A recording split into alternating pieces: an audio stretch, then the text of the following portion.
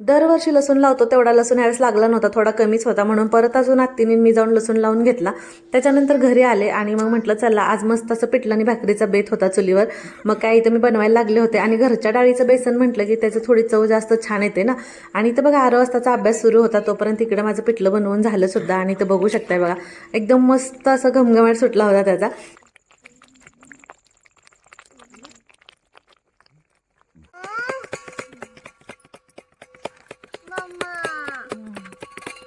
इकडे काय मग लगेच ज्वारीच्या भाकरी मी बनवायला सुरुवात केली होती. मामांना भूक लागली होती त्याच्यामुळे त्यांना अगोदर दिलं जेवायला, पण मामा आतमध्ये बसले होते, ते काही शोध घेता नाही आलं. लगेच इथं आरोचे पप्पा आरो असतात तिघजण जेवायला बसले. नाही तर बघू शकता बा कसल्या मस्त भाकरी झालेल्या आहेत. तर या सगळेजण मस्त असं जेवायला. आणि हो आज नेहमीप्रमाणे आज रोहिणी दीपक दाजीला सुद्धा खूप मिस केलं बरं का कारण पिठलं आणि भाकरी ज्यावेळेस बनवली त्यावेळेस लास्ट टाइम ते सोबत होते. सिंहगडवर गेल्यासारखं वाटलं. गरमागरम वातावरण थंडीचं झालंय, कडला चोला